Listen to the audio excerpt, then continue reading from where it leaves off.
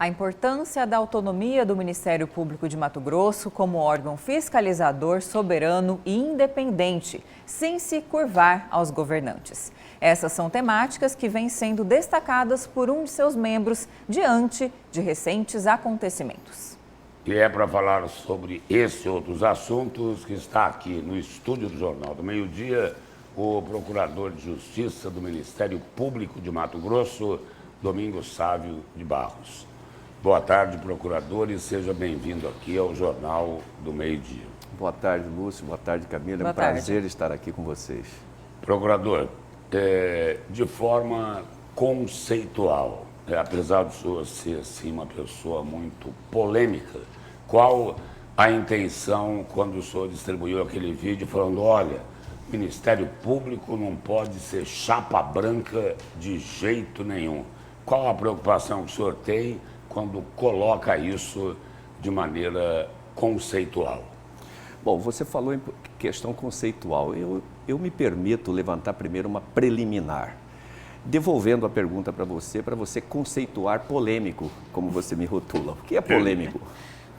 De repente, polêmico é a pessoa que tem ousadia de falar aquilo que determinados setores não gostariam de ouvir. Por aí. Aí seria, correto? Seria corajoso, né? Seria corajoso.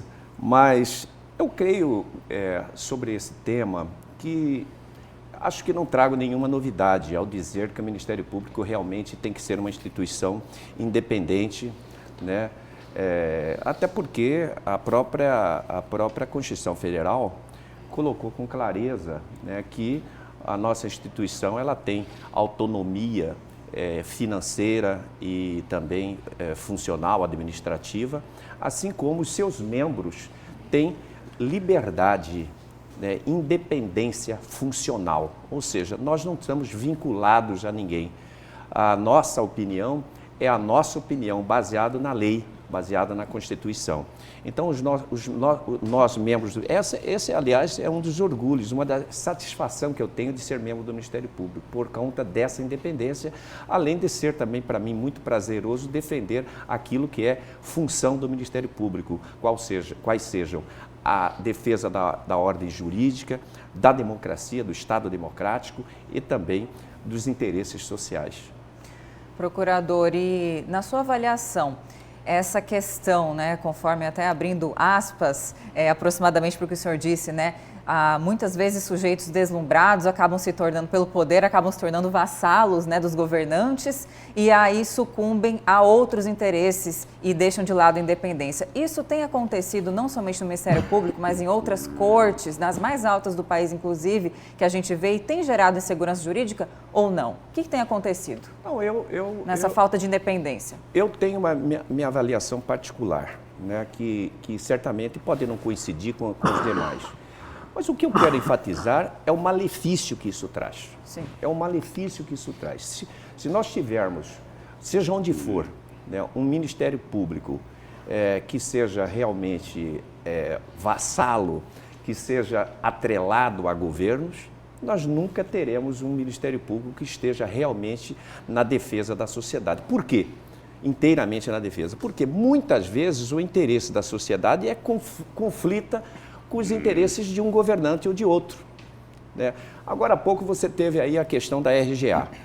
Vamos admitir que seja um direito do servidor público, né? Estamos falando em direito do servidor público e, portanto, há um interesse coletivo e o Ministério Público entre nesta temática e, naturalmente, ele haverá de enfrentar os interesses do governo caso o governo resiste em fazer o pagamento. Então, como é que vai ser um Ministério Público atrelado a governo?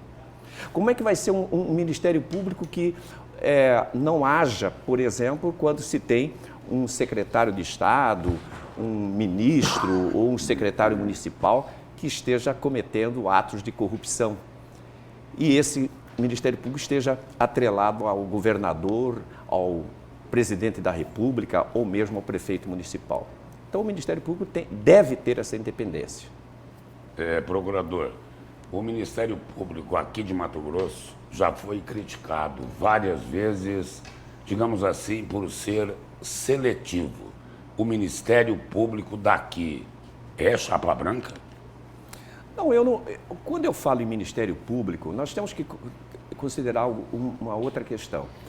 O Ministério Público é composto aqui em Mato Grosso por 272 membros, né? Então, enquanto nós estamos conversando aqui, existem inúmeros colegas meus que estão fazendo e fazendo muito em prol da sociedade. Agora, se existir, e pode existir, alguém que realmente atrele a um determinado governante, seja municipal, estadual, paciência, né? Isso é de todo condenável. E eu não posso dizer aqui, assinar algo em branco, dizer não, todos são independentes, todos agem de acordo com os interesses da sociedade. Não, eu não faço isso. Assim como não faço isso para o Poder Judiciário, para a imprensa e tal. Por quê?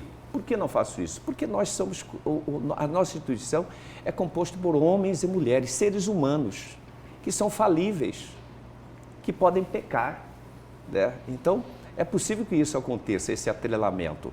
Agora, uma coisa que eu posso garantir é que, com certeza absoluta, é que a maioria esmagadora dos meus colegas lutam diuturnamente para defender a sociedade mato-grossense.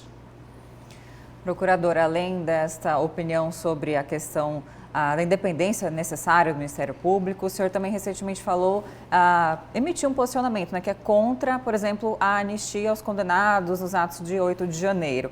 E aí eu gostaria de saber, na sua visão, o senhor que trabalha diretamente na esfera criminal dentro do Ministério Público, conhece as penalidades para, enfim, inúmeros crimes do Código Penal, o senhor acredita que seria mais ponderado talvez uma revisão de pena ou não, sem anistia por completo? Qual que é a sua opinião neste caso?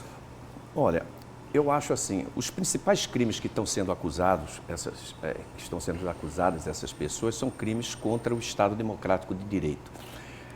Crime de abolição violenta do Estado Democrático e crime de golpe de Estado, cujas penas vão de 4 a 8 anos e de 4 a 12 anos de prisão. E este bem jurídico que é protegido por esses tipos penais é um bem jurídico extremamente importante, que é a democracia.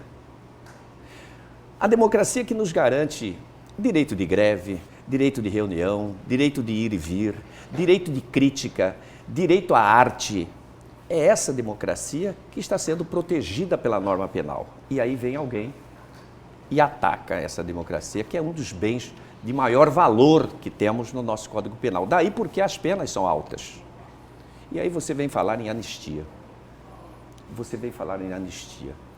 Quem sabe anistiar alguém que furtou um celular, um crime de furto no celular no carnaval, por exemplo.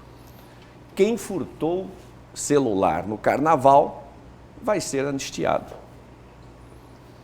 Certo? É muito mais razoável, né? Um crime de furto que tem uma pena de 1 ano, uma pena base, pena mínima, né? É muito mais razoável do que você falar aquele que vai combater, que vai tentar contra o nosso Estado democrático, do que a democracia, que vai atingir todos nós, e vai subtrair de nós todos esses direitos. Então é um crime que atinge toda a coletividade, diferente do furto do celular. Então por isso que eu acho bastante desarrazoada a ideia de anistiar pessoas que estejam envolvidas nesse tipo de prática criminosa.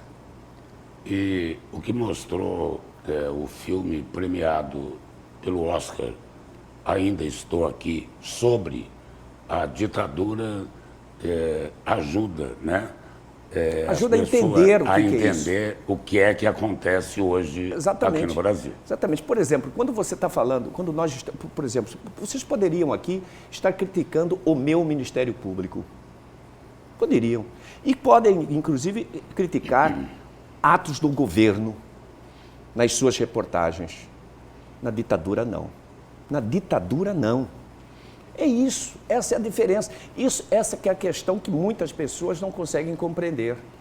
pensam que a questão está restrita a ser favorável a um líder político ou a um outro líder político. Não é isso. Foi por isso que desapareceram, mataram, assassinaram o ex-deputado Rubens Paiva. Assim como e o fecharam, jornalista Vladimir Herzog. E assim como fecharam o Congresso Nacional, assim como arrancaram o ministro do Supremo Tribunal Federal, assim como tinha pessoas censores dentro das editoras dos jornais, das editorias de jornais. É isso a ditadura. Assim como não tinha greve, assim como não tinha reivindicações de ordem nenhuma, assim como ninguém combatia o governo. Isso é ditadura.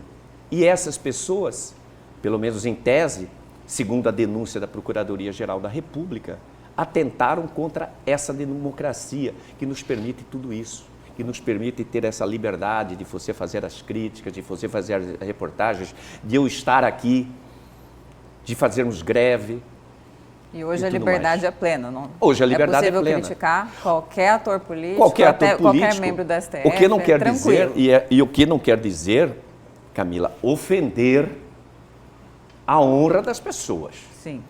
Porque as pessoas, alguns veem assim, mas como? Não pode falar nada do ministro Alexandre de Moraes, por exemplo? Não Existe pode falar flagrante nada. perpétuo não, meu amigo, até, você né? pode falar até espumar, mas você não pode xingar. Você não pode ofender, como eu também não posso. Como eu também não posso chegar aqui e te ofender, Camila. Sim. Eu não posso te ofender aqui de corpo presente, como também não posso ofender na rede social. Por isso também, um assunto puxa o outro, que temos que ter uma regulamentação na rede social, para não se permitir que lá seja terra de ninguém.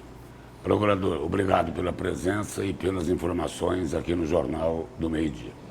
Obrigada e uma boa tarde. Estou sempre à disposição de vocês.